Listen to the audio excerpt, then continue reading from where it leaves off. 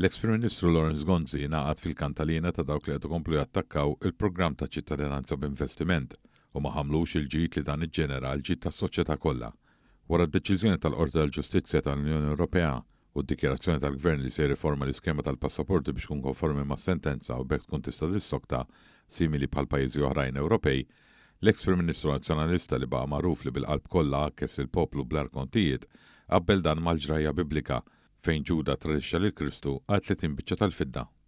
Insista li mhux tabxejn li kollox sar jgħaddi isu xejn mhu xejn, li ma qalx Gonzi u li Ibnu stess Paul bħall-avukat Edward wkoll u impjegat mad-ditta ta' avukati Fenwick & Fenwick Advocates li insertati aġenta tal-programm ta' ċittadinanza b'investiment. Kif iddikjara l-avukat ta' Bernard Gregg stess, ħadd ma jista' jippretendi li għax jattakkaw l-iskema governattiva ma jpappux huma wkoll minnha. U fatt magħruf li l-aġenti lokali jirċievu eluf kbar ta' euro bħala kummissjoni għal kull applikazzjoni valida. Kif żvelat minn One News diġà, f'din l-ipokrizija kollha nazzjonalista wkoll issemmew id-deputat nazzjonalista Derin Karabot li l-kumpanija li jaħdem magħha fallet Tal-Iip tippromovi u tassisti lill klijenti biex kunu eliġibbli għall-iskema, waqt li l-kumpanija tagħmel kien mifsud li wkoll kien parti mill-Eżekuttiv Nazzjonalista hija akkreditata bħala aġenta biex tressaq kandidati prospettivi barranin.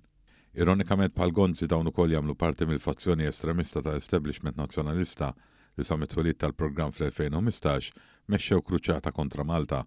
Dan sar anke permezz tal-Europarlamentari Roberta Mezzola u David Casa minn Brussell. Issa l-Partit Nazzjonalista se jkompli bil-missjoni tiegħu ta' barra minn xtutna l-aqwa li kasbaru jagħmel l-akbar ħsara possibbli lil pajjiżna. Din il-ġimgħa stess fil-Parlament Ewropew fi Strasburgu, ir-rappreżentanti tiegħu se jkomplu jattakkaw il-programm ta' ċittadinanza b'investiment waqt dibattitu li hu diġà skedat.